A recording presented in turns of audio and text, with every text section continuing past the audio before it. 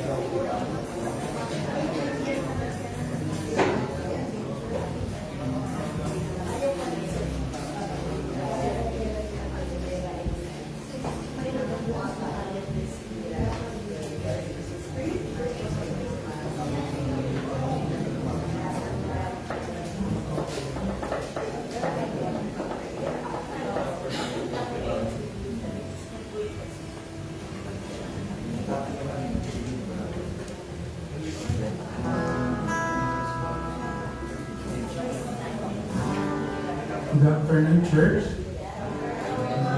Tayo po muna tayo. Mas batiin natin yung mga kapatid po natin ng Blessed Sunday.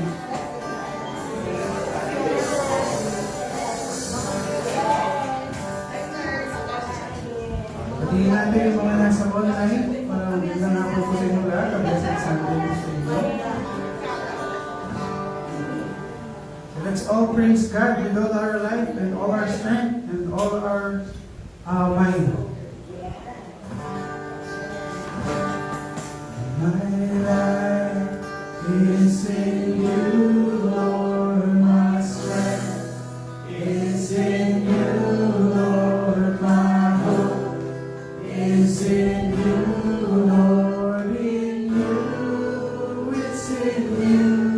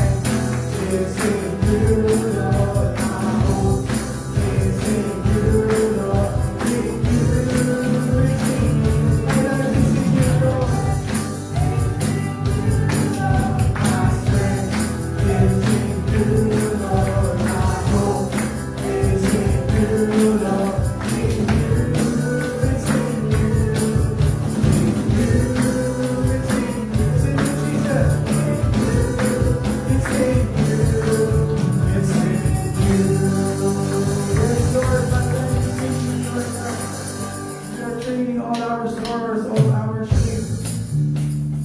And I'm laying them down for the joy of the Lord.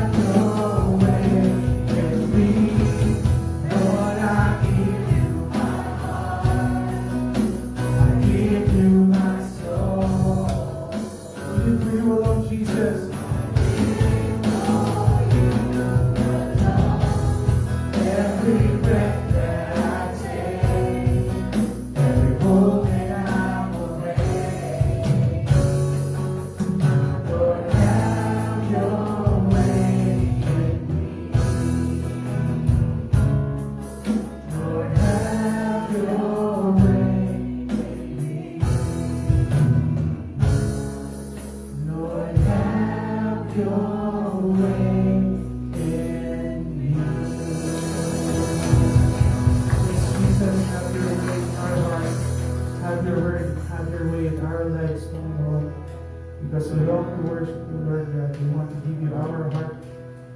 We want to give you the highest praises, Lord. We want to bring you all the glory that you deserve, Lord God. We thank you for your love for us, Lord. We thank you for your blessings sa lahat po ng mga bagay na binibigay ko sa amin that we don't deserve, Lord. We thank you, Lord God. We lift up everything to you. And as we continue our day, Lord God, with you, may you bless us, O Lord. And ready our hearts, Panginoon, sa message na naririnig po namin ngayong hapon nito. As you guide our hearts, Lord God, listen to your words. As you guide our preacher, Lord God, this afternoon to share us, O Lord, upang mabigyan ng liwanag sa aming mga puso ang iyong mga salita, Lord God, at may talim ito at may sa buhay namin, Panginoon. All we want to do is thank you, Lord God. All we want to do is praise you and give you the highest honor. We're lifting up everything to you. In Jesus' name we pray. Amen.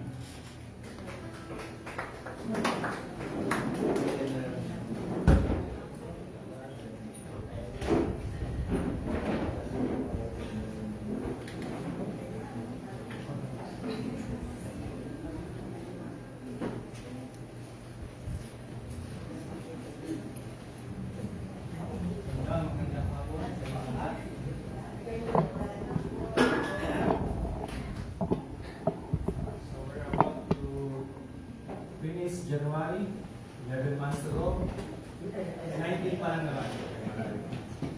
Kasi wala naman palang ibate eh. Happy New Year po na. Okay, kukwenta ako lang kapiraso. Then, susunod pa na sa kwento. So actually, puro kwento mangyayari sa hapon ito. Okay. I don't know if you have a similar experience. Whenever I go to the door, papuntang CR. O kaya sa coffee shop, no? So, siyempre, pag nagpunta ka ng CR, may urgency. Hindi ka naman pupunta dyan ng tatayo ka lang. So, every minute count. Right? Tama ba? So, my experience is that gusto kong pumunta sa CR pag wala nakapila. Who wants a line, diba? Pero, pag no choice, pipila ka talaga. At pag dumating minsan, so tinitingnan mo yung pila, ay, isa na lang. Lalapit na ako. At tama-tama, paglapit ko, wala na. Wow. Kaya lang, nakita ko yung toilet nakasara at may ilaw. Okay, pumatok ako. Wala na, sumagot. Pero, I assume may tao. 2 minutes, 3 minutes man na, nawawala na yung pasensya ko. Iba na to Tapos nag-iisip na ako ng masama siguro. Kasi gumisan yung mga staff, alam mo na, paglabas sila, staff lang pala, no? Sabi ko, baka isa na naman ito. At nung malapit na akong mag-complain doon sa cashier, naisipan, bakit hindi ko kayo i-test? Kinato ko na malakas. Makakakumaulit. Wala sumunod. Binuksan, inanong ko yung pinihit ko. Walang tao. Wow, happy ko. Ang tagal ko nag-ipis, walang tao. Do you experience also the same? Right. Alam niyo man, meron namang isang mangyayari sa, I don't know, maybe US, si Travis. By the way, magamit ngayon ng Grab, di ba? Grab car. Okay. Bago Grab, ano yung nauna? Uber. Wala na yung Uber, no? Okay. Pero bago na wala yan, actually, may magandang kwento yan. Yung 2009, wala pang Uber. Si Travis Halanik, Travis na lang, ay lumapit siya sa isang mayamang investor, Mr. Cuban. Sabi niya, alam mo, ganda ng idea ko eh. Kailangan ko ng investor. We need $10 billion. So, 580 million pesos. Malaki, di ba?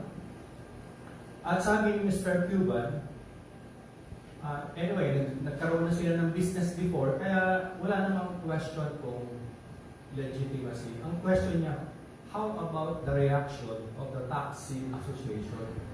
Maraming hassle. At dahil dun sa kanyang negative o yung pagka-pessimistic, hindi niya kinagat yung idea. Pero from then to now, alam niyo naging value ng Uber? Do you have a guess? Ang guess nyo lang is 100 times, 200 times. Yun ang guess nyo kasi yung amount, may hulaan yun.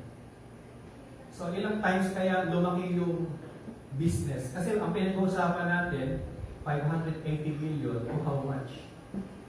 Okay, anong wild guess nyo? Mga ilang beses lumago? 1,000 times. 1,000 times. 9 times yung 1,000 times. 9,000 times. 5.2 trillion. Imagine mo, si Singsis, anong feeling ni Travis, ay ni Cuban? Ang laki po bakit? Wala na, tapos na eh. Diba? So, tragedy pala. Pag na-miss mo ang isang offer na maganda, ay tragedy. Pero, sabi nga, nasa huli ang pagsisisi. So, the question is, nagkaroon ba kayo ng ganong offer last year? Was there an offer last year sa inyo? So, may nangyari ba? Nagkaroon ba ng kinagat niyo ba yung offer last year? Meron. Wow, praise God. Sino pa? Isa lang? Ibahin ko yung question. Meron ba kayong tinorn down na offer last year? Hindi ko feel eh. So whatever your question is, babalikan natin mamaya after the message.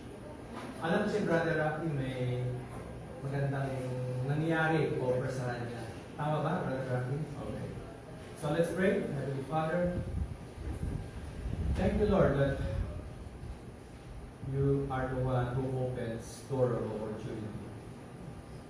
And we just ask for forgiveness. Sometimes, Father, we just don't trust that much. And we don't even ask you. At meron din naman, Panginoon, ay walang offer, pero we just get ahead. And that's why something happened. And today, Father, teach us to be wise, to be sensitive to your leading through this message. Sa pangalan ni Jesus. Amen. Okay. So, that's the question. May nabuksan bang pinto na opportunity?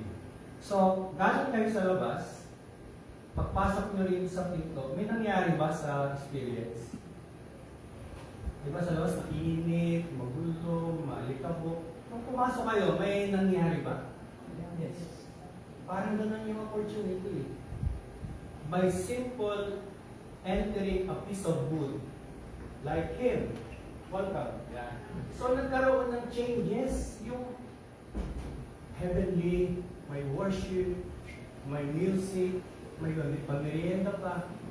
Imagine kung hindi ka nakapasok sa pinto yan. So yun lang yung summary ng ating lesson today. Makaiksi, ano? I hope. Okay, simulan natin.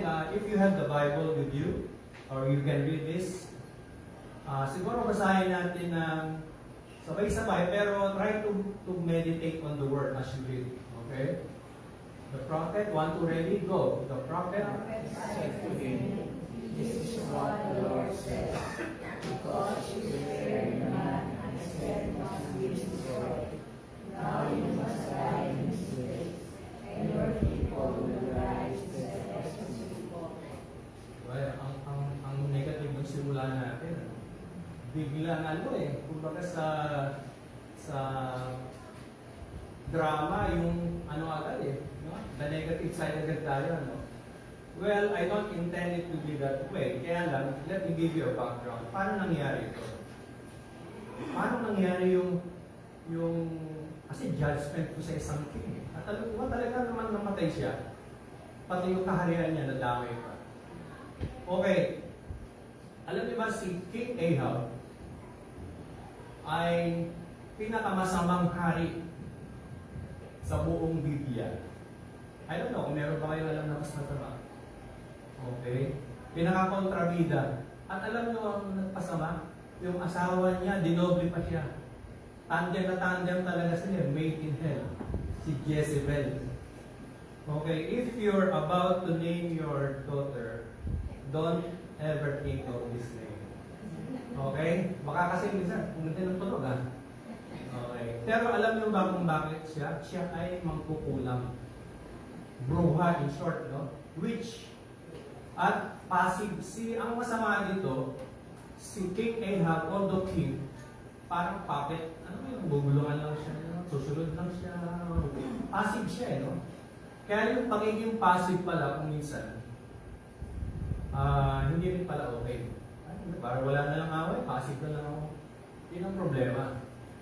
Nawawala yung leadership, biblical leadership. But Ahab had Elijah. Buti na lang, sa napakasamang king, merong tinatapat si Lord na napakagaling ng mga propeta, si Elijah. You know, Elijah is one of the, kumbaga sa trophy, ito yung isa sa may pinakamalaking trophy propeta. Si Elijah ba ay namatay? Parang hindi, ano? Kinuha siya ni God kasi parang is napaka yung kanyang anointing, napakataas. At alam niyo ba, hindi ko na didetaya kasi hindi naman ito yung pinaka main verse natin. Nag-decide si Elijah dahil sa tikas ng ulo ng mga Hudyo o ng mga Israelites, sumusunod kay King Ahab, pinatigil niya yung ulan. For how long? 3 months? 3 years? More than 3 years. So, naranasan niyo na bang na 1 month na walang ulan? Of course, naranasan na. 1 year na walang ulan. Ano kaya mangyayari? Di ba? Mawawala na tubig. Drought, no? 3.5 years. Can you imagine that? After 3.5 years, bigla na lang sumulpot si Elijah, King Ahab.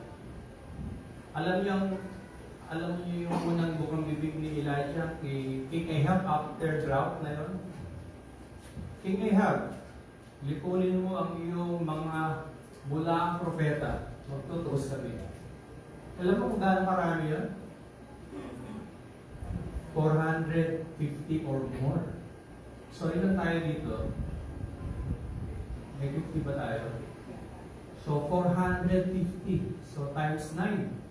Ganong kalaki yung pinapasweldo ni, payroll ni, mga bulaan pa yun, propeta. Sabi niya, dalhin mo sa Mount Carmel, ganitong oras, magkakaroon kami ng pagtutugos. Showdown. So, syempre, si Ahab, gusto niyang umulan eh. Kung may ulan siguro hindi susunod, pero hawak siya ni Elijah on that moment. So dumating na yung time, siguro may idea na kayo ano nangyari. Ano? So, nilagay ng offer yung mga bulang propeta, the whole day. Ginigilitan na nila yung katawan nila kasi kailangan may dugo eh. Para yung makuha yung attraction ni Baal. Di ba? Pero pinagtatawanan sila ni Elijah. Sige pa, lakasan niyo pa. Baka nasa toilet yung mga Diyos nyo. At no give up na, wala na. Wala nang lakas. Okay, ako naman ha. At nilagay niya yung, nirestore niya yung altar, nilagay niya ng hain, nilagay pa ng tubig. At sa isang prayer, ano nangyari? Okay, gaano kalaki yung apoy? Tingnan natin. Wow! Diba? Grabe. Anyway, hindi kaya express ng drawing yung nangyari. At dahil doon, sabi ni Elijah, mamili kayo sa oras na to. Ang Diyos, si Baal, o ang tunay na Diyos? Siyempre, yung mga Hudyo, obviously. kung kayo ay sa panig ng Diyos, dapiin natin yung mga propeta at sa oras ninyo ay pinatay nila ganun karami. Inisip mo, paano napatay yun? Dahil no? At umupunta sila doon sa isang tabi ng ilog, Keystone River, at doon nila dumanak ang dugo. In short, nawala yung mga witch. For the first time sa history na panahon ni King Ahab, nawala ang mga witch. No? At medyo natauhan natin si King Ahab. By the way, dinig ba yung boses ko sa likod? Okay, good. At, so medyo na-shock si Ahab. So parang lumilipat yung simpatya niya kay Prophet Elijah na wala doon sa asawa niya. Kasi nakita niya no? Naka-build up siya ng momentum kay Lord. Parang, kung baka sa amin, nagkaroon ng revival for a short, nagkaroon ng spark, no? At dahil doon sabi ni Elijah, Ahab, sumakay ka na sa iyong chariot sapagkat uulan ng malakas. At tumaha si Ahab, ang bilis. Pero nakakatuwa doon, naunahan pa siya ni Elijah, tumatakbo lang siya. So talaga supernatural yung si Elijah. You know what? Doon sa twist, nagkaroon ng shift sa buhay ni Ahab. From being passive, ungodly, wicked, nag-neutral siya. Parang hindi siya gumagawa ng mga dati niyang ginagawa. Parang nagkaroon siya ng sa Diyos, ng interest, no? At may lumapit sa kanya na ibang propeta, hindi si Elijah. Alam niyo sinabi ng propeta ito?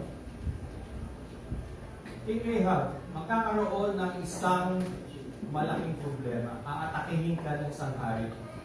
Subalit ikaw ay magkakaroon ng tagumpay. Ha? Paano yun? Paano mangyayari yun? Sabi ni King Ahab. Ganito ang sabi ng Diyos. Unahan mo siya. Kumbaga, wala pang ginagawang step yung king. Atakihin mo. Sinunod naman niya. Sinunod ni Ahab. Alam niyo kung ano nangyari? Nanalo talaga siya. Napot in the act na eh. Kasi sinabi ni Lord, ano? Ang problema, nakatakas yung Ben-Hadad.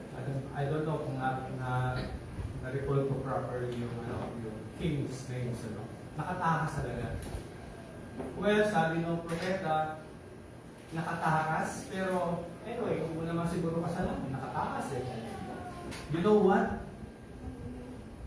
Aatakihin ka uli nung design mong kaaway.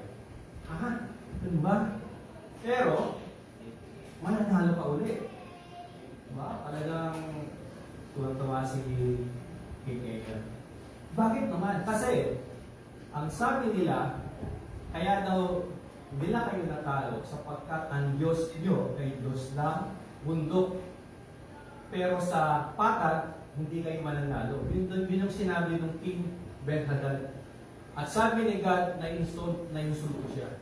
Kaya ipapakita ko sa kanila, ako ay hari ng bundok at ng valley.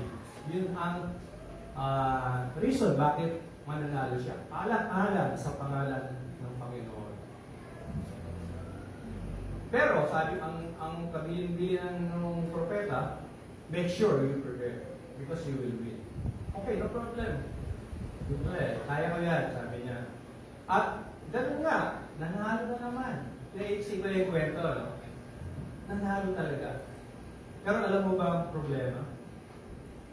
Tinanong siya nung propeta, o nasaan yung si King Ben-Hadad? Nakatakas. Ha? Slip through your fingers. Ano ba sa Tagalog? Slip through your fingers. Nakalusot. Nakawala sa iyong mga kamay. Sabi nung propeta, paano nangyari yun? Ang totoo, God delivers the enemy into Ahab's hands, but Ahab lets the enemy slip through his fingers. Paano ginawa? Kasi nung pinutubis niya, sinabihan ba naman yung King Ahab, alam niyo kung ano sinabi? Kapatid, halika, sumakay ka rito sa aking karwahe. Tinawag niyang brother. Ito pa yung pangalawang beses ka nang papatayin. Tapos tinawag mong kapatid. Kaya niyo bang isipin yun? Paano nangyari yun? At alam niyo kung ano nangyari? Mistake number 1. Ano yung mistake number 1? Basahin natin.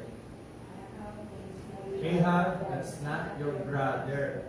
That's your enemy. Madali kong intindihin, di ba?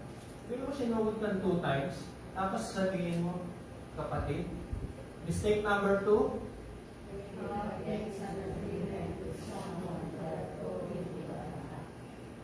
Wow. Nagkaroon pa sila ng kasunduan. Siguro, iniisip na Ahab, teka muna, sayang din to ah. Palalakihin ko yung aking influensya. Saka yung future ko, isi-secure ko kasi ito yung palaging umaano sa akin eh. Umaatake eh. No? Anyway, yung detail, hindi na natin pag-usapan kasi that's another message, no? So, 2 times na nangyari. Nung una, nakatakas yung kaaway. Siya ba ay ginans ba ni God? Hindi, di ba? Eh, kasi nakatakas naman talaga eh. Pero nung pangalawa, siya ba ay accountable? Sa tingin nyo, judgment nyo, who says siya ay accountable? Taas na ang kamay kung accountable siya. Ayan. Yung hindi nagtaas, sa tingin nyo, okay lang. Okay naman yun. Minsan talagang gano'n naman eh. Politics yan eh. Pero sa mata ni God, ito yung nangyari. Alam niyo kung anong susunod na slides natin? Ito. Yung binasa natin kanina. Doon lumabas yung eksena na yun eh. At dahil sa hindi mo pinatay ang sinabi ng Diyos na patayin mo, ikaw ang kapalit niya. And your people will die instead of these people. Grabe. So mahalaga pala, pag may sinabi sa God na gano'n, Lord, hindi naman makatwiran yun eh. Parang, kaya mo bang arutin yung pag-iisip nila? Diba? Pag sinabi ni Lord, hiwalayan mo yan, dahil living kayo, Lord, ano ba naman, big deal ba naman yun? Eh, mahal ko naman. Okay ba yun? Tingin nyo? Lord, okay na naman mag-buffet, araw-araw. Sarap eh. Sinabi ni Lord, take care of yourself. It is my temple. Hindi, okay lang yung God. Lord, once a year. Parang ganun ang nangyayari dito eh. Nag-negotiate na, di ba? Ang mahalaga, ang sinabi ni Lord, patayin mo. Kung anong reason, kasi in-insult naman yan eh. Nasa kaya na yung mga Baal worshipper yan. Di ba? Ngayon, ito yung magandang kwento, no? Tapos, another prophet, hindi nyo naman, bali pangatlong prophet nito, eksena na ito. May isang prophet na lumapit doon sa isang mga sabi niya, hit me. Suntukin mo ako. At sabi nung mama, bakit naman na suntukin? Sabi niya, pag hindi mo ako sinuntok, kakainin ka ng layon. At ganun niya, hindi siya sinuntok, kinain ng layon yung taong yun. At pangalawa, sinuntok na siya, may ibang mama na. At pinapakita lang nung propeta nito, sabi niya doon, bago nangyari ito, eksena to, sabi niya, King Ahab, meron ako'y sundalo, at pinagbili sa akin ng commander ko, na huwag kong palalayain ang aking bilanggo. Pag hindi, ay kapalit ang buhay ko. At sabi ni King Ahab doon sa propeta na anong sundalo, sabi niya, dapat ka mamatay kasi pinakawalan mo yung bilanggo. At kung tinanggal niya yung kanyang disguise, yun ang judgment sa inyo, Lord. Yun itong person. Kaya natanggap ni Ahab ng walang palusot eh. Kasi nakita niya, siya mismo nag-judge against a man na nagpalaya ng bilanggo na dapat ay hindi niya pinalaya.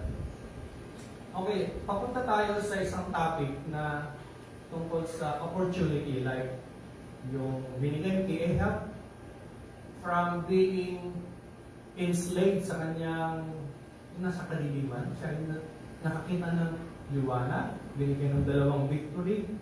Di ba opportunity na yun?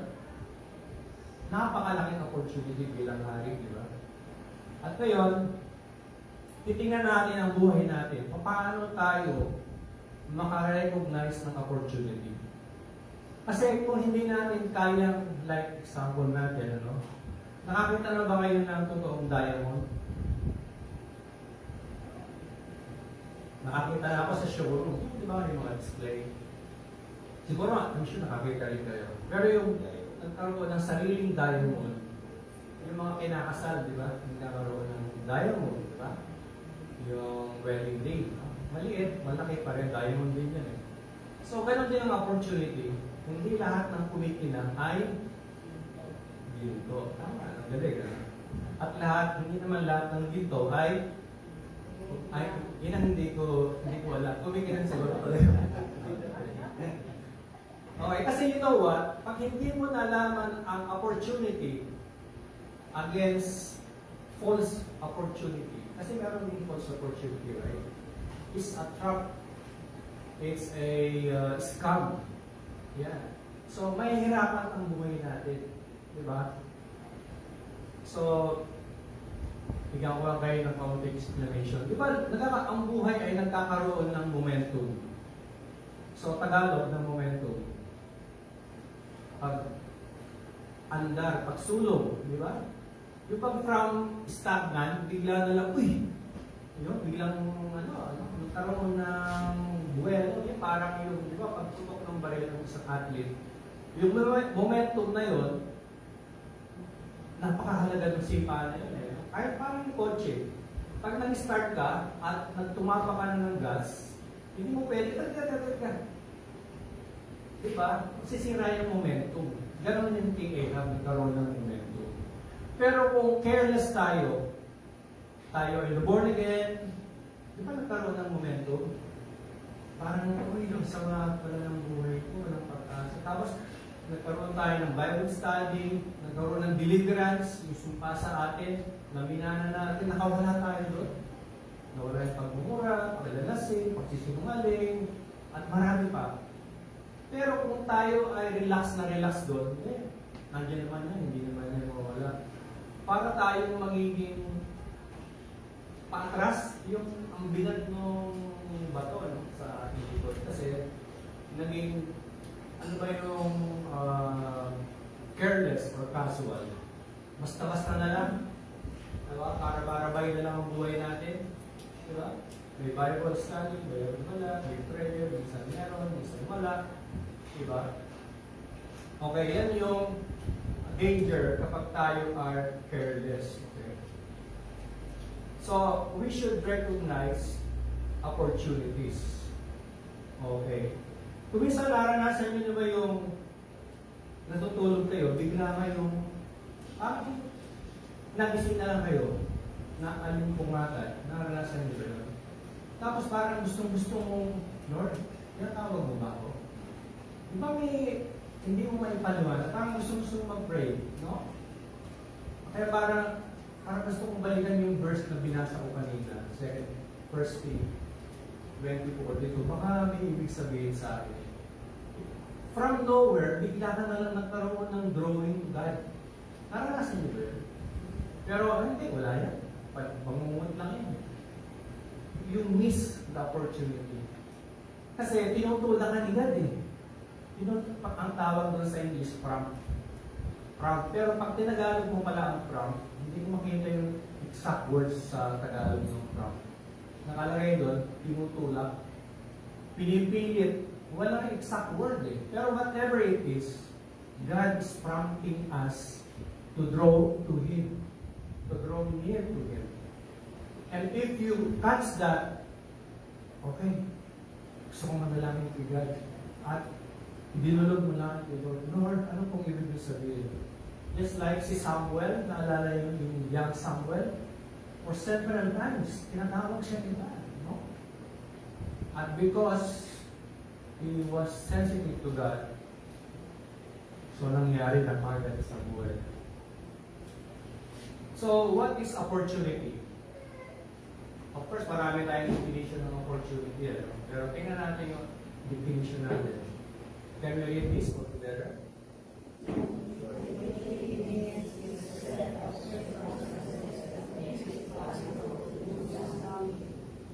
Okay, mga pangyayari na nagkakaroon tayo ng pagkakataon na gumawa ng something o ng isang bagay, di ba?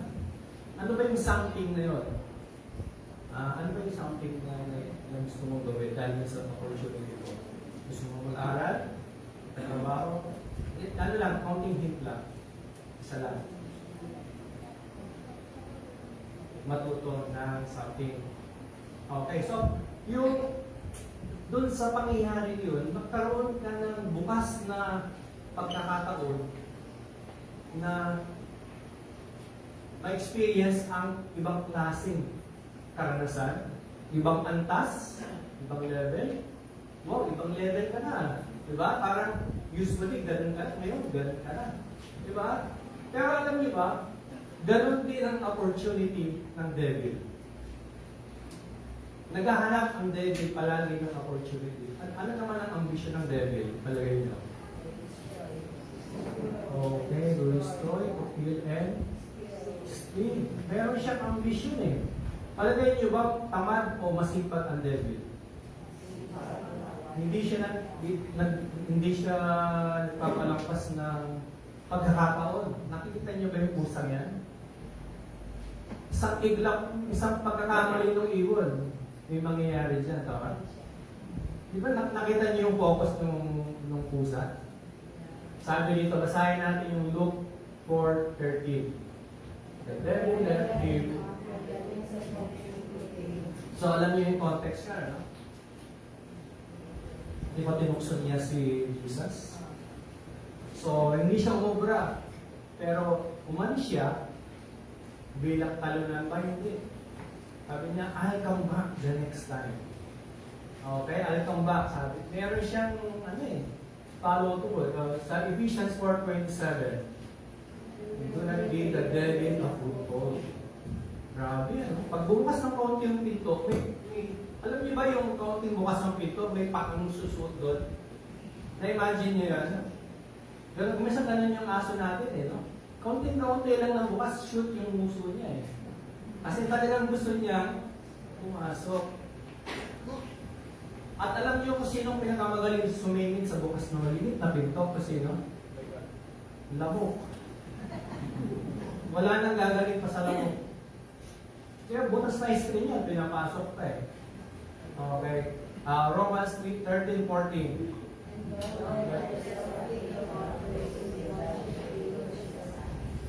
Okay. So sabihin, ang mga demonyo, sabi na Elohim, I don't believe in demons. Ang sabi ng demonyo, I don't care what you believe. Basta atakehin kita. So hindi mahalaga yung theology mo eh. Mahalaga, totoo ang demonyo.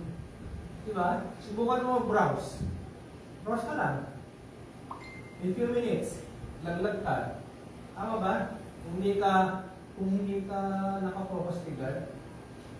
Okay, just like mosquito, ito na, no? Tingnan natin yung mosquito. Yun, halos ko. The devil is like a mosquito.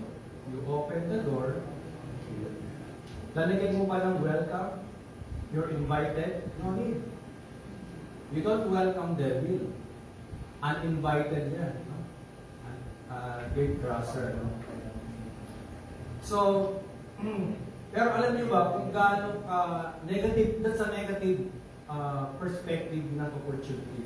Pero the positive perspective of opportunity is God gives opportunities. Diba? Okay, paano natin ipuprove yan sa Bible? Okay. Yan. Ito, basahin natin yung 2 Corinthians. Ready? When I came to the city.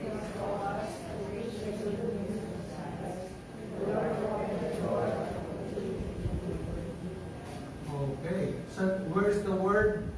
Opportunity. The Lord opened a door for me. Para sa personal. Okay, second verse, Revelation 3:8.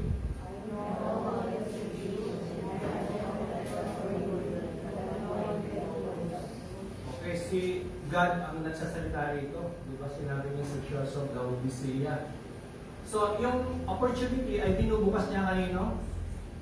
For you. Kanina for me, dito naman for you. Sabi doon sa Church of Laodicea. 1 Corinthians 16:9.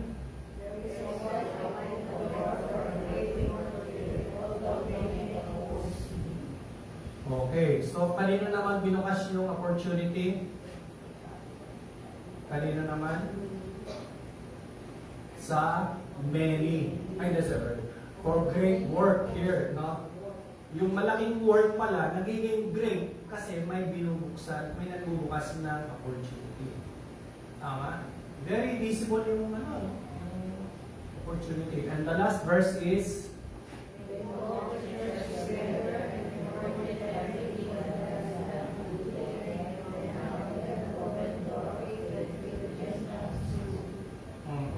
yun, no?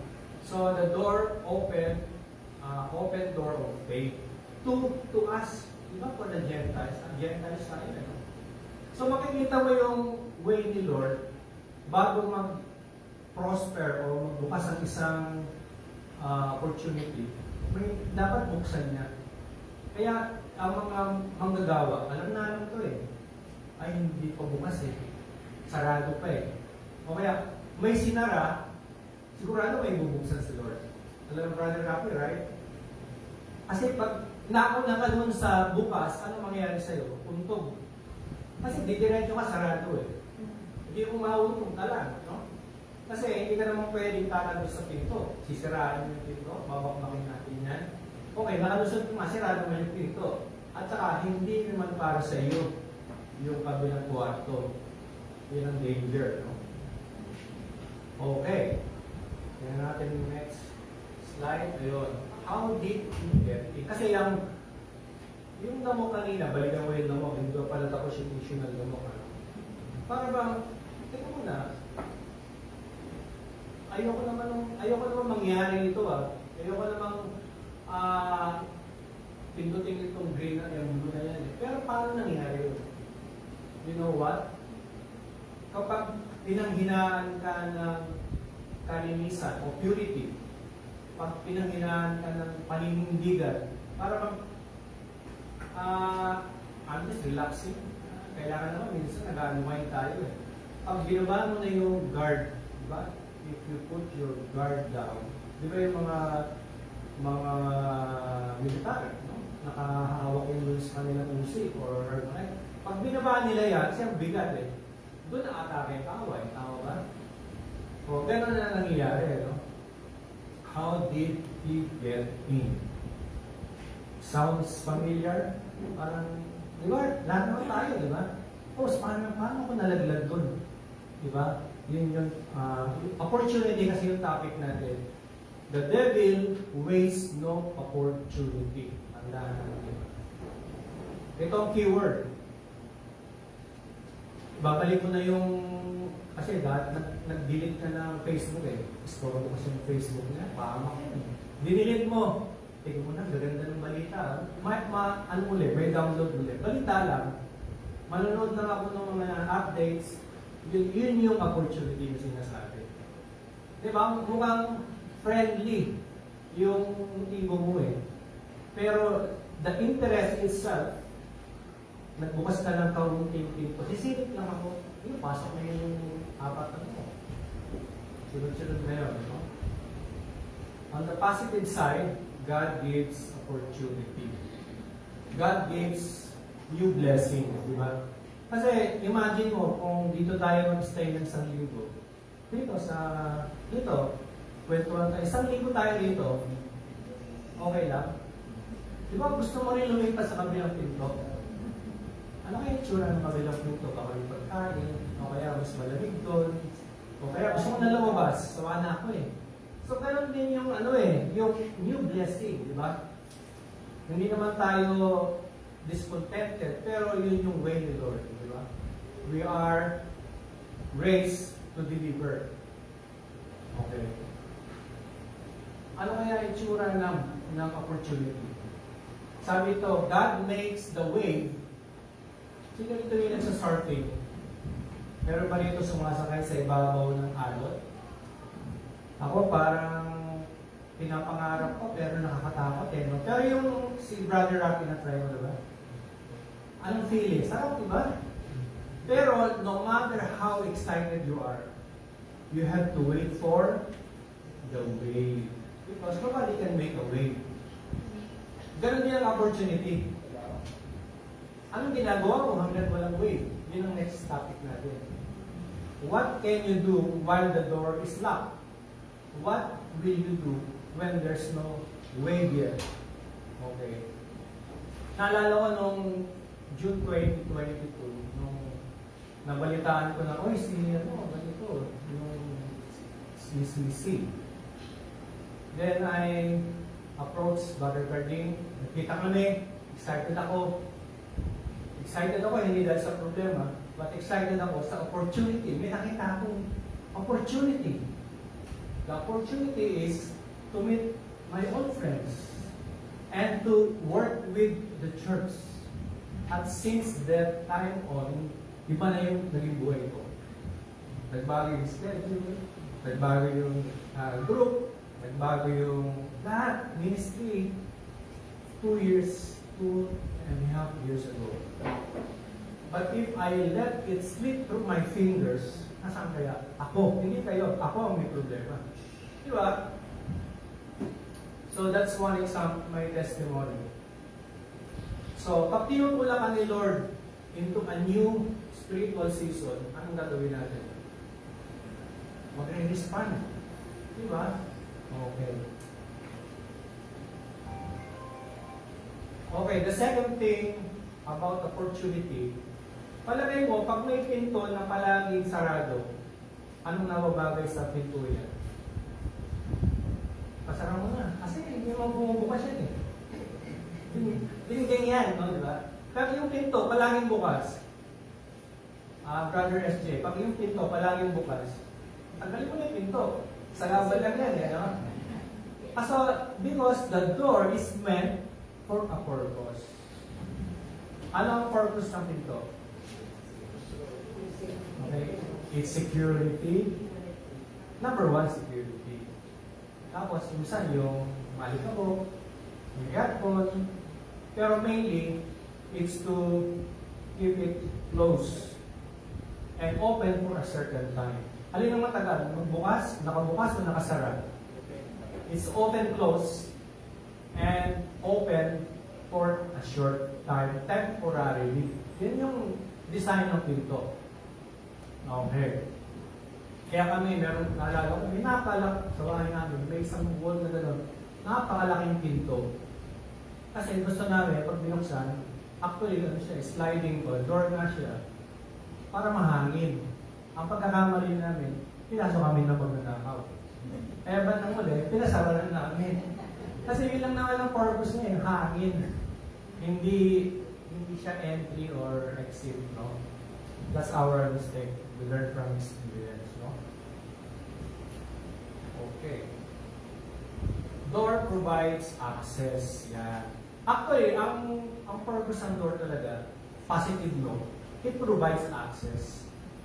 Di ba? Kasi kung walang pinto, paano ka makakarating dun sa kitchen, sa toilet, doon, pagpalit dun sa taas, paano ka pupunta sa bedroom, walang namang dumasis. Bintana, di ba? Kailangan ng pinto. Tama. Okay. So, the question is, pag nabuksan ng pinto, lalo na, kasi naalala ko si King Pharaoh. Pharaoh na lang, hindi pala King. Pharaoh. Nung kausap siya ni Moses, eh di ba maraming plagues, isa nun yung frog. Sabi ni Moses, sabi ni Pharaoh, Moses, sige na, paalisin mo na yung mga frogs. Kasi talagang nakakagili. Katabi mo matulog, ang ingay. Sabi ni Moses, kailan? Akala ni Moses ngayon, sabi ba, alam niyo sabi ni Pharaoh, bukas. Wow! Ayaw, gusto mo matulog, katabi ng frogs. Pwede naman ngayon eh. Di ba? Sana huwag tayo gano'n, no? Pag may opportunity, huwag bukas. Kasi hindi natin alam kung bukas ba yung dito. Naalala niyo yung mga yung 12 tribes nung nandun na sila kasama si Joshua. Tapos sabi ni Joshua, okay, let's attack yung Canaanites. At nagpatumpik-tumpik pa sila, nagdebate pa sa kongreso, ganun. O after ilang days, sarado na. Hindi na pwede, sabi ni Lord. Wait for another generation. Dapat mamatay mo na lahat yan. Kasi inansunto si God eh. Ayaw niyong maniwala? Yung mananalo kayo dyan? Okay. Marami pa example. Gusto pa example? Noah's Ark. Okay, ang tagal tinayo nung Noah's Ark. Tapos nung nagbukas na siya sa public, okay, public opening, pasok na yung gusto pumasok. Wow, wala po ang pasok. Hindi, andyan po, matagal pa yan. Inuman muna tayo. After 7 days, nagsara. At katok sila ng bato. And that's the end of the generation nila. So yung, in short, ang opportunity does not stay permanently. Right? Brother Jim, tama? Diba? Kung saan nakakapagsisi. Parang sobrang study, parang yung Uber, nawala yung opportunity, di ba? Okay, another lesson about door. Pag ayaw bumukas,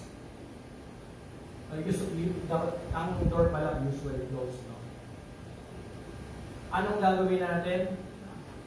Yung kakuha nyo sa kwento kanina, pag hindi pa ako pumatok, okay, hindi ko malalaman na wala palang tao. Di ba? Wala naman palang tao. Eh, nagtitis ako dun sa Okay. So, sabi nga sa ilang verses na to, basahin natin sa Matthew 7:7. Keep on asking and you will receive what you ask for. Keep on seeking and you will find. Keep on knocking and the door will be open to you. Wow, good to promise the Lord, no? Do we really keep on asking? When was the last time you asked from Him? Did you really seek? So when was that you really seek?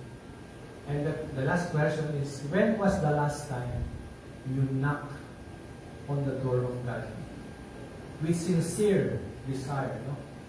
Before we go to the next verse, Colossians 4:3, pray for us to God will give us many opportunities to speak about His mysteries and Grabe, yun yung mga sila Pablo. Akala mo, lahat ng gawin nila, okay. Pero they too need prayer. Diba? Yung ating mga worker, pastor, leaders, without our prayers, I don't know kung possible. No? Kasi sabi nga dito, pray for us too. Para pag I covet your prayer, please pray for me. Diba? This is my Gcash. Wala yun. Yung pray lang.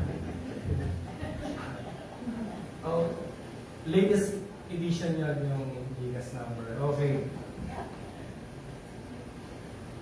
Okay. Ngayon, yung seek and we shall find, knock and it shall be open, out of our desire. Diba? Hindi mo gagawin ng walang desire, right? Kaya hindi tayo nanalangin, walang desire eh. Why pray? I don't need that. Diba? Pero yung desire na yun, alam nyo kung paano nagkakaroon ng tamang desire. Kasi kung puro desire lang, madaya ang ating puso, right? Totoo ba? Nadaya na ba kayo ng puso nila? May ebidensya ba?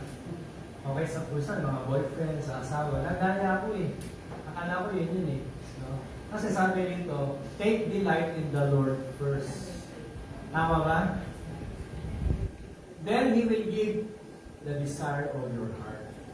Pag hindi si Lord ang delight ang puso mo, malamang mali ang desire mo. Tama ba, Nay? Diba, experience natin, no? Okay. Pero saan magaling yung desire? Ito yung favorite na verse ni Brother Rocky. Kabisado niya ito eh. Ito, sabi natin sabay-sabay. God is working in you, giving you the desire and the power to do what pleases Him. So, pag nagkaroon tayo ng malakas na desire, I want to serve God in the keyboard or bass guitar. Wow. Okay, Lord, gano'n yun. Kasi, yung desire mo hindi selfish. Diba? Hindi agenda mo eh. Diba? I want to give and bless yung gawain ni Lord. Saan galing yun? Sabi dito, si Lord ang nilagay yun. At yung kakayahan mong gawin yun, si Lord din. Praise be to God. Tama, Brother Rally? Diba? No? Hindi tayo yun eh. No? Okay, so far we have an open door. We have a closed door na kumakatok tayo. The third kind of door is nakasusi. May ganun eh, di ba? Tatlong, yung pagtingin, ay nakabukas yung pinto. Pasok na ako. Ang dali, ano? Walang hirap-hirap. Meron namang isa, bukas, pero nakapilid. Pero ito, nakasusi. Iba-ibang klase ang opportunity. Hindi lahat, ganun lang. Tinitigan mo lang yung crush mo, tapos okay na tayo. Hindi naman ganun eh. Kailangan masusian. We have to prepare. Because the key, what is key? Symbolizes preparation. Ang susi, ang katumbas ay paghahanda. Ano yung paghahanda? Siyempre, nagbabasa ka ng Bible, nagpe-pray, tapos nagsusulat ka ng spiritual journal. Ano mo ba, gusto mong gawa ng book, diretso ba gagawa ka ng ganyan kakapal ng book? Siyempre, maggagawa ka muna ng 10-pager, mga chapter 1. After some practice, one book. O, halimbawa, si Brother Ron, gusto gumawa ng competition na kanta. Di ba dahan-dahan muna, jingle muna, tapos mga simple song, kung isang poem muna, lalapatan ng music. Tapos, as he prepares, at biglang may tumawag, okay, 1 million prize, grand prize, ang mananalo ng best love song. Ready ka na? Ay, meron na ako. Pero kung doon ka palang paano ba gumawa ng kanta? Naku, hindi ka abot. Tama ba mga kapatid? So, key is preparation. Kung may plano kang lumaban as Mr. Philippines, 2 years from now, dapat araw-araw may nangyayari. Tama ba? Hindi yung, laban ako dyan, baka makachamba. Diba? Okay. Hindi gano'n, no? Okay, meron akong mag-example dyan. Ito. Naalala niyo si David? Okay. Inupusan siya ng tatay niya. Paano mo kayo mga kapatid mo? Padalan mo ng tinapay, lagyan mo ng cheese. Okay. Bigilawat mo muna yung ating mga tupa. Baka yung sideline niya yun yung mag-deliver ng rasyon sa mga kapatid. Are you aware of that? Ganun ang buhay ni David. Hindi naman siya yung nag-training sa PLA. Walang training sa military. Ang training niya, pag may aataking leon sa kanyang tupa, haharapin niya yung leon. Talagang wrestling sila. At panalo siya. Pag may bear, yung oso, hindi ko alam yung oso, ano yung tsura, pero usually mga mataas pa sa akin, malaki. At natatalo niya.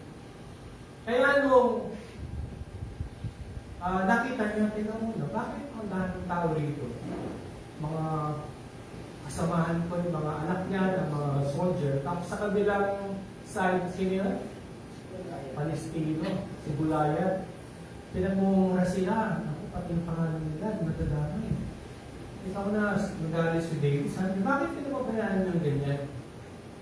Hindi ba patitigilin yung, laki lang naman, bilang bang fit yung si Gulayat? 9, 10, 12, malaki ano, malaki si Gulayat. Sabi niya, alam mo, bakit wala pumapatol dyan? Sabi niya, kaya kong patayin yan. Sinabi niya doon sa mga tao doon. Sigurado ha? Sabi niya, masabi niyo si King Saul. Sabi niya, King Saul, alam niyo ba, ang dami ko na napatay ng leon, ang dami ko na napatay ng oso. Kaya kong patayin yan. Wow, Ready na siya. Kasi meron siyang key. Yun yung key tinatawag na key. When everybody said, I can open that door, he said, let me try my key. I killed lions and bears, I can kill the lion. At alam niyo kung ano nangyari dun sa bukas na pinto na yun? Siya ay naging armor bearer ni King Saul. Alam yung armor bearer? Tagadala-dala ng mga mabibigat na sanda. At from there on, alam na natin paano nangyari, di ba? Siya ang pinakadakilang hari sa balat ng lupa so far, according to the Bible.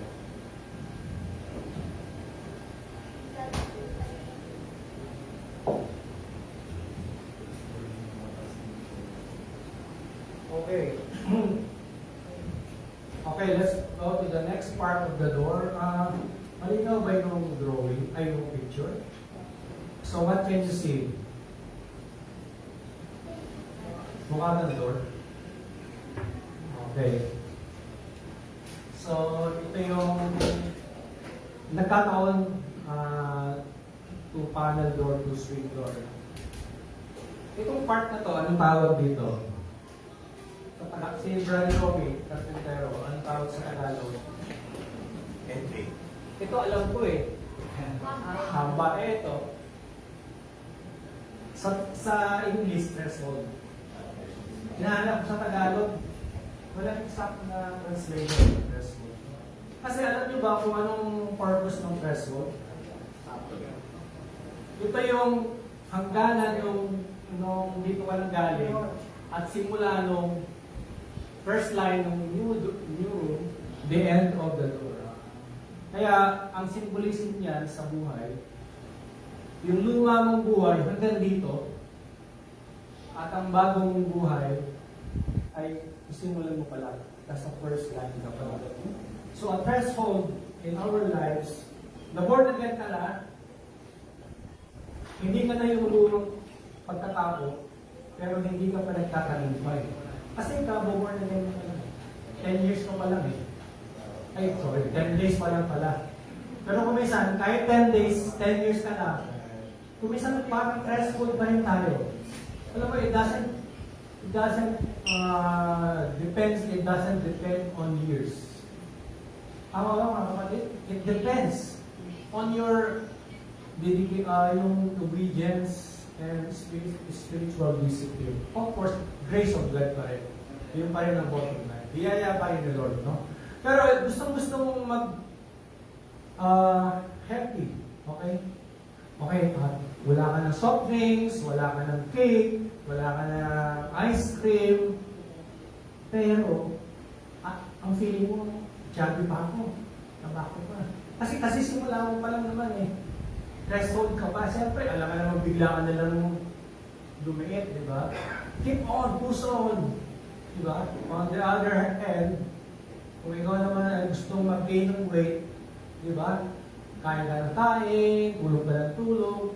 Ganito pa rin timbang ko, 95 pa rin. Siyempre, nakaka-1 week ka pa lang eh. So yun yung threshold na sinasabi. Di ba? You're no longer before you used to be, but you're not yet you ought to be. Mga kapatid, di ba? So encouragement, just keep on. Okay, ito, mga panghuling paalala, mga kapatid, tungkol sa opportunity. Hindi lahat ng bukas na pinto ay opportunity, right?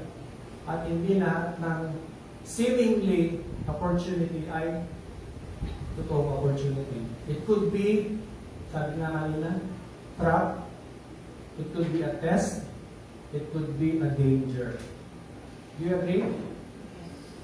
Example, pag ganyan ang opening ng door, papasukin mo ba yan?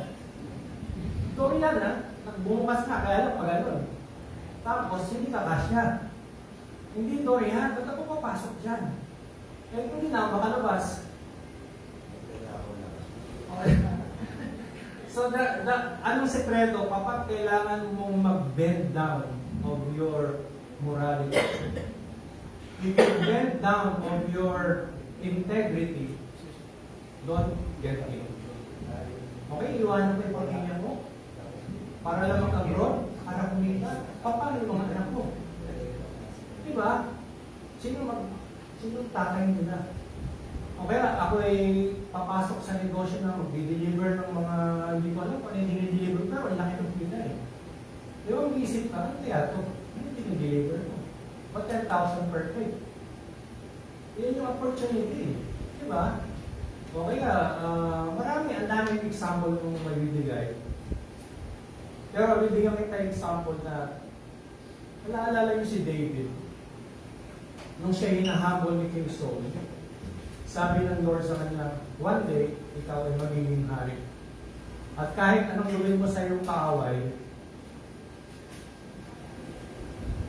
pinapangako ng Panginoon ang kanyang tagumpay. Tama ba? Nasa Biblia ba yun?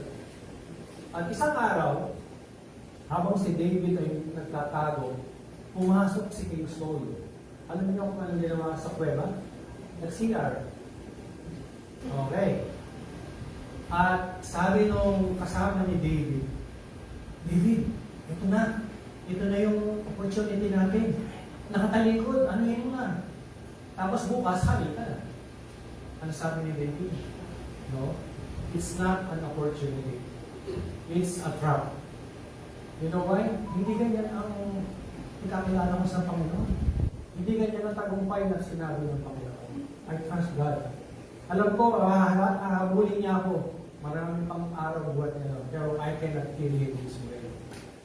Yun yung tinatawag natin na only walk through doors that fit with integrity.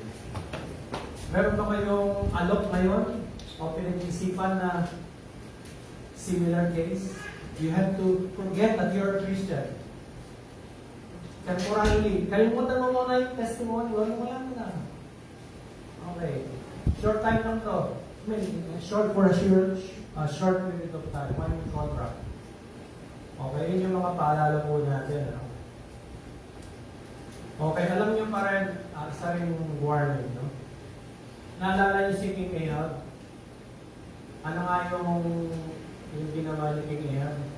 Pinakawalan niya sa kanya kamay. Tama ba? Slip through his finger. Okay? Ginto na, naging bato pa. So parang ganon din ang opportunity. Kapag maliwanag na galing sa God ang opportunity at in-ignore natin, ang tawag doon ay tragedy. Why? Because number one, you miss the opportunity. Di ba? At sabihin mo, wala, gusto ko kaya yung buhay lang. Palagay mo yung buhay mo magiging pareho pa rin ng buhay mo ngayon. I don't think so. Papaatras ang buhay mo. Nakakatakot, di ba? Pero sabi ng Biblia, basahin natin. Luke 13:25. When the master of the house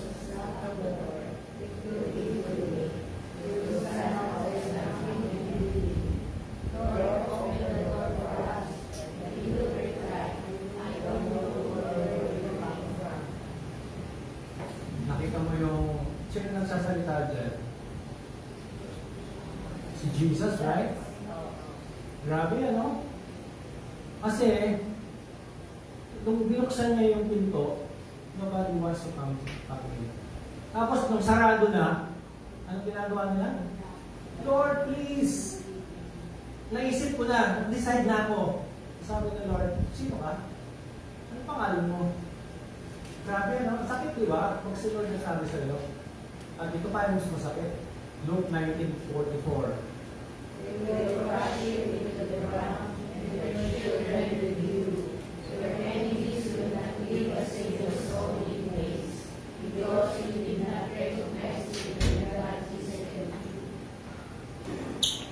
Grabe, ano? Nung binisip niya yung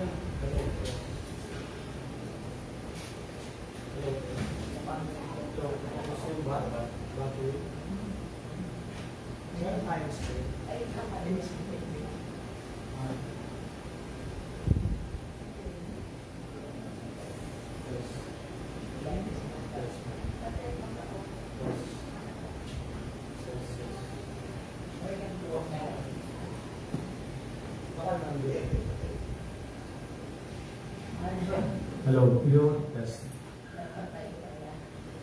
Okay. So yung pangalawa, nung nagpakilala ang Misaya sa sarili ng bayan, pero mo sabi nito, they did not recognize him.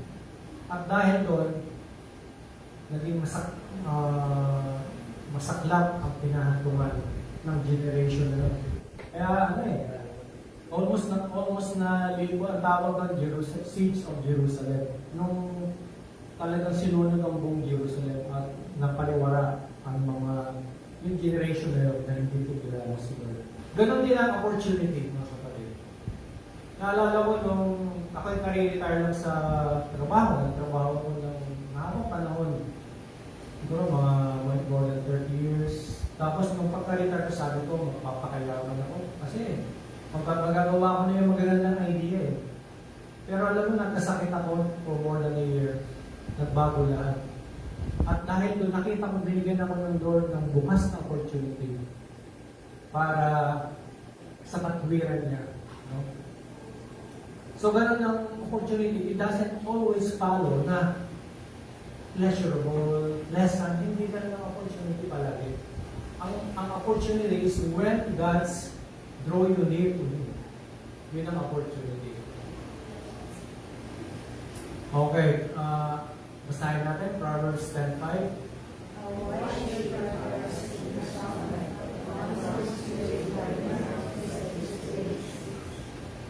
Okay, and next, Isaiah 55:6.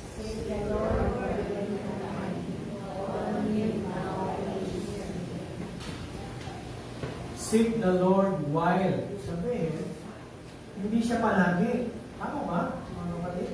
Akala nyo ba, anytime na mag-pray ka, nandiyan si Lord? Sabi dito, while you can find Him, call on Him now while He is there. Darating yung time, mawawala rin yun. Do you want to prove that with yourself? Na pag tumawag ka, hindi nakakarating. Hindi mo ma-feel yung nearness ni God. Darating yun kapag palagi natin siya, Lord, ikaw muna, wait lang. Busy pa ako. Wait lang, Lord. Kaya sabi niya, ito na pinto, bukas na, pasok mo na. Lord, busy pa ako. Pag palaging gano'n ang response natin to Lord, magbabago yung Isaiah 55:6. Hindi mo na siya madidinig o mararamdaman. Just like, if you let opportunities slip away, you might miss. It's just like who? Grabe sila talaga. Okay, meron pa tayong isang paalala, Hebrews. Okay, let's read. Remember what it says today when you hear His voice, don't harden your heart as the serpent that you Okay. Today, when you hear His voice, don't harden your hearts. Wow. Yung mga verse natin parang parang tailor fit. Tama ba? Ako nila. Pindot ko pala. Oo, kasi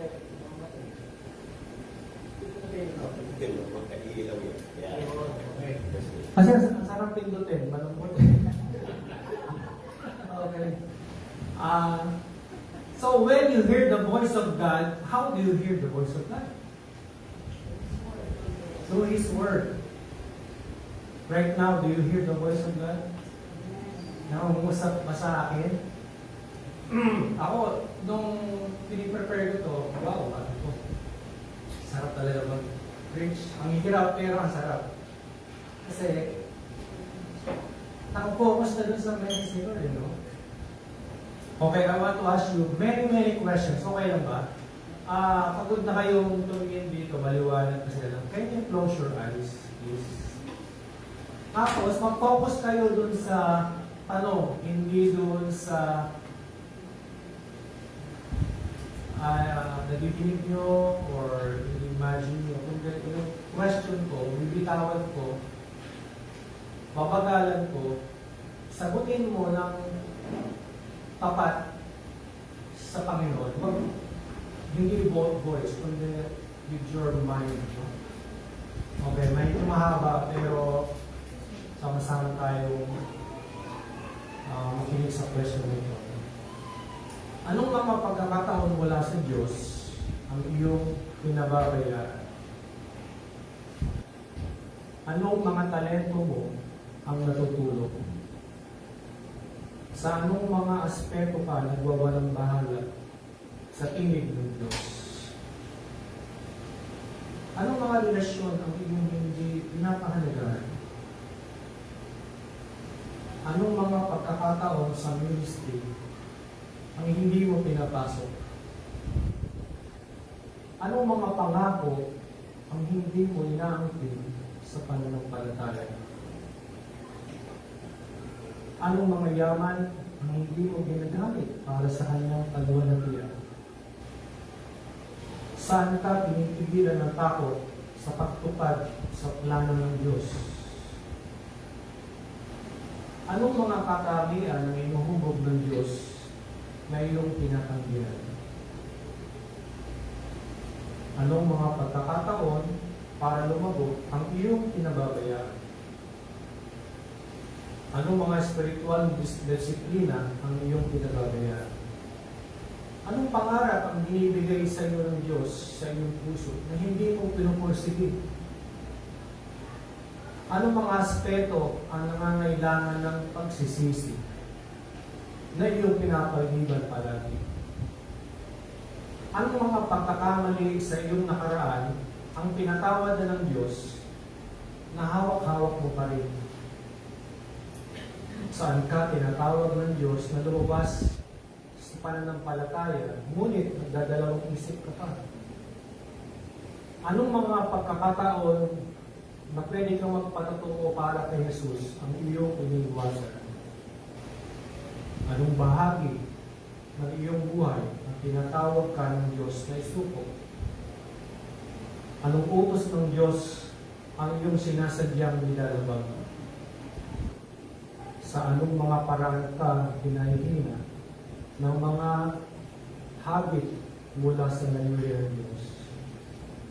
Mga kapatid, pwede na po tayong dumilat. Medyo masasaktan yung mata niyo sa liwanag. Okay. Kiss in your hands, actually. Parang buhangin na pwede mong hawakan o pwede mong pakawalan. Huwag mong hayaang makawalan ang binigay sa inyo mga kawain ng Panginoon. Kasi sayang, di ba? Huwag natin sayangin. Alam nyo, hindi naman tayo hahanapan ng Lord sa mga bagay na hindi natin kaya. Ang inaasahan niya,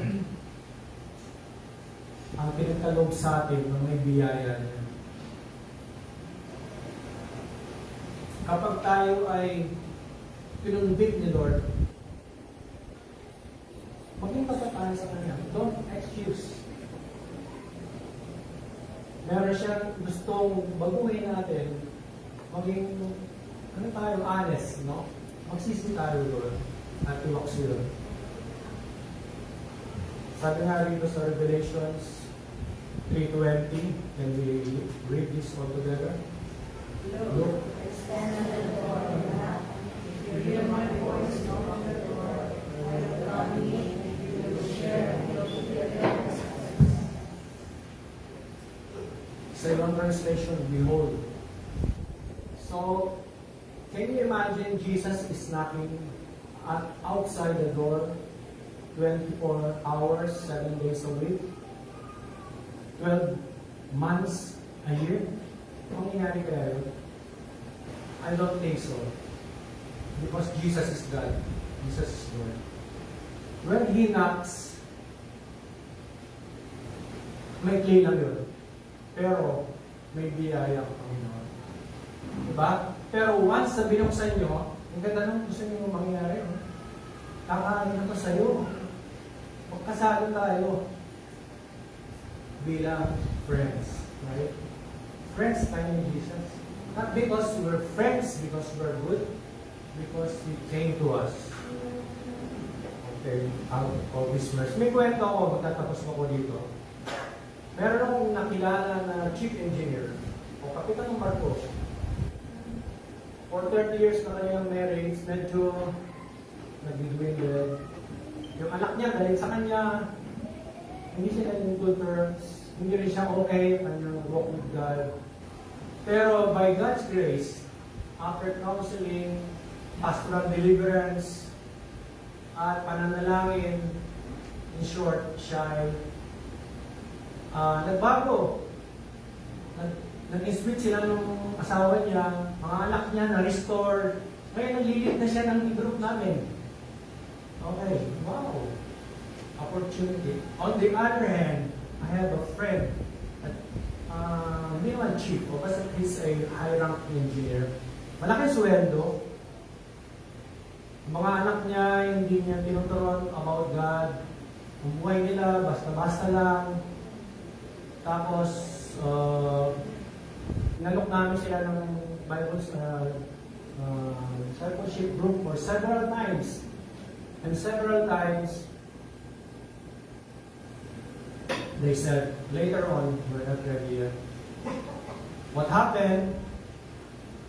Na-aksidente yung kanyang arm, na-lay off sa barko, tumingin ang sweldo, malaki ang gastos, ang labo ng kanilang future. Ganun ang opportunity na nabigay ni Lord. Hindi mo na kayang ibalik. Di ba? Dalawang pareho ng trabaho, dalawang pareho ng almost ng lifestyle, pero magkaiba ang naging dulo ng buhay. Of course, hindi pa naman tapos ang buhay. Pero yung, at the moment, ganun po yung comparison ko, nakita ko kasi paano yung opportunity ng mismo. So in conclusion, this is the last page. Where is God knocking in your life? Many people get scared and make excuses. Kaya, hindi ko yan kaya, hindi yan para sa akin, o kaya later on na lang, boss naman palagi si Lord eh. But sabi nga natin, door is always closed most of the time. And if it opens, only for a limited time.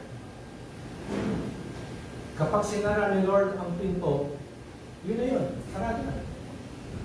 Yung Noah's Ark, sarado na. Wala, tatanggapin na lang natin, sinara na yun. But we have to wait for the wave again. Di ba? Hintayin natin, baka may malaking araw ng darating. And when that waves appear again, what shall we do? We jump on top of that. Yun ang prayer natin na kapatid. Let me pray for you, for us. Okay. Heavenly Father, thank you for the opportunity given last year and the past years, Lord. That's why we enjoyed life to the fullest. Thank you, Lord, that you open doors of opportunity. And this, we knock to you, Lord, for the opportunity that we desire for spiritual growth, mapaglingkod sa inyo, sa inyong iglesia, sa aming mga pamilya, at lumago pala higit na maging malapit sa inyo, Panginoon. Turuan niyo kami, Panginoon, na matuklasan ang inyong mga plano at paano kayo mangusap sa akin. Patawarin niyo kami, Panginoon, sa mga sinayang namin opportunities in the past. And Lord, have mercy on us. We want to make it up with you, Lord, by your grace. In Jesus' name. Amen.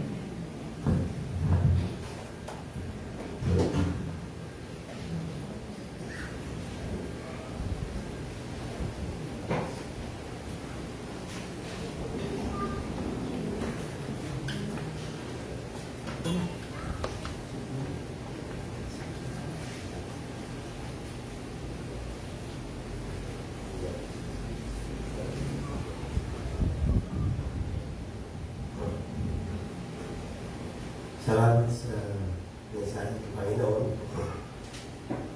In fact, nung Nakita po kami ng kapatid na sir. By the way, naman po ako kakakanta. Pero walang audience, kaya nagla. Eh, tama yung mensahe niya. At nag-text sila sa akin. Kasi nabanggit niya yung church na CCC. In fact, hindi ko malimutan siya ang sinabi mo, I'll be praying for an opportunity. Though busy siya at active at involved siya sa church. But in fact, later, naalala ko, I never invited anyone dito po sa church natin o mga leader natin, kamag-anak ko, kapatid ko, mga dating member natin, no? They just plugged in. Kasi na-overwhelm sila sa mga nangyari. But the Lord has done. And ang pinapagsalan. In fact, habang nagsasalita ka, I was wondering, even this church, the place, is not just an opportunity, that's really amazing. And the Lord provided for us. Ang nakikita ko po, meron dito maaari na magiging kasama natin. Maaaring sila Christian na kailangan lang ipitahin at nakita. Ang maganda, pag taga dito, hindi natin magdadalang sa sasakyan niya. So, hindi natin kailangan mag-isip ng parking. Baka tayo pa pag-parking. Yung sasakyan nila, ilalagay nila sa santa, doon tayo magpapasabay. So, I believe the Lord is really working. Kahit ang kapatid na natin, nagulat ako. In fact, nandun sa malayo, may bargain siya doon. Ewan ko siya, siyempre, di naman nyo alam. But the Lord is the Lord of hosts. And then, yung opportunity na binigay ng Panginoon, nandun. Pagtitinan po natin yung kakakita dito, ang kabutihan ng Panginoon sa atin. Alam mo ba ninyo, by the way, in fact, typing, ay, living na tayo eh. Pero hindi na topic. Ang topic pa yun, papasok tayo natin. Kasi na-miss po ako maging sa mga mensahe ng mga kapatid, no? Hindi na last Sunday. Ako, ikaw ko pag minamalat, lalo ako nagiging matanda. Pero pa. Pero huwag mo kalala, hindi ako inuubo. Sa bahay lang ako uubo eh. Hindi ba yun? In fact, tinitingnan ko po, alam ko ba ninyo, of course, one, kung kayo pinapanalangin ko naman. Nung tinanong ko po tayo, nung tayo ba yung papatuloy, iba yung sabi, ang Panginoon ang sumasa doon, galing sa inyo. Na-overwhelm po ako ng gabi nyo. Gato sa,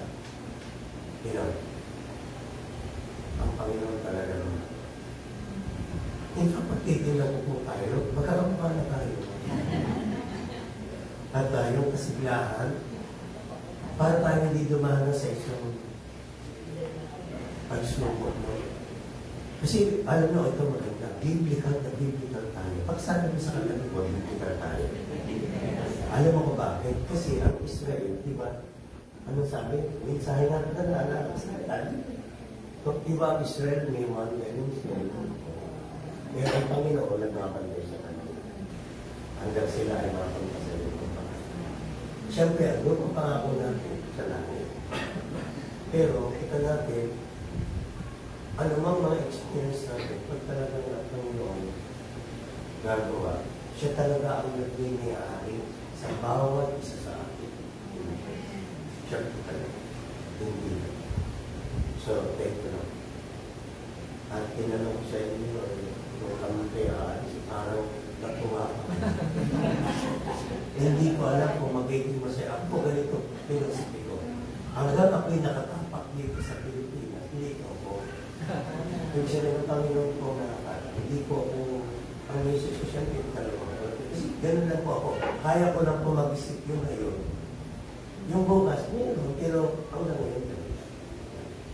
Pero, paano yung opportunity? Ang naisip ko eh, May nagsabi sa akin, ito tumatanggap eh.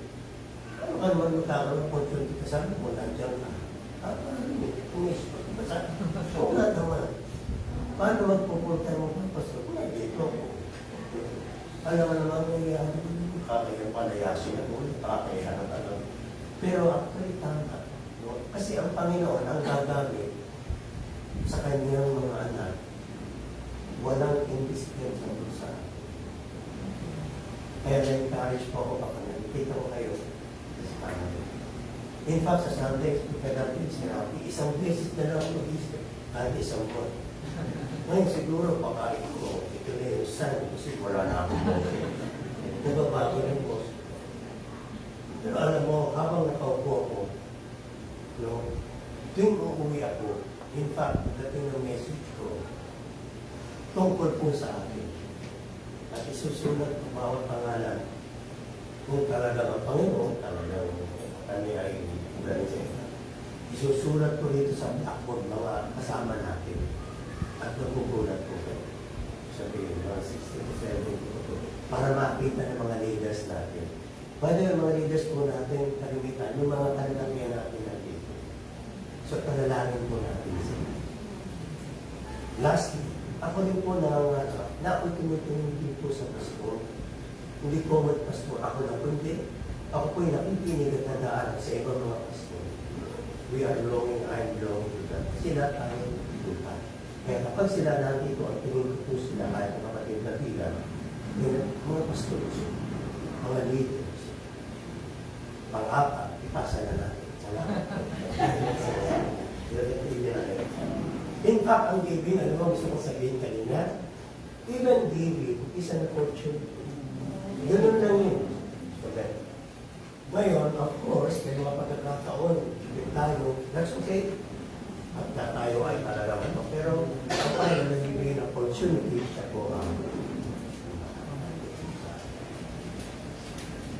anyway, pinagpapala po tayo ng Panginoon sa araw-araw na rin sa kanyang mga salita. Palapakan po natin ang ating Panginoon. So tayo po tayong lahat. At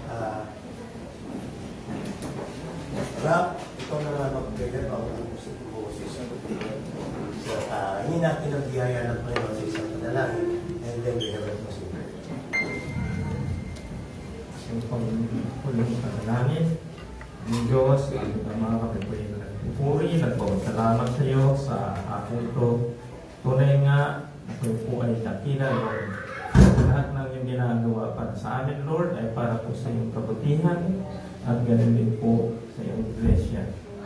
Panginoon, salamat po sa iyong pagpasba sa amin for the peace that you give us, Lord, and all the blessings that you give us all the whole week, for the whole week, Lord, and throughout the year, Father God, Lord, your faithfulness upon us is great, Father God, Lord. We praise you and we give thanks to you in Jesus' name. Amen. Amen. Amen. Let's all take this opportunity to praise our living God.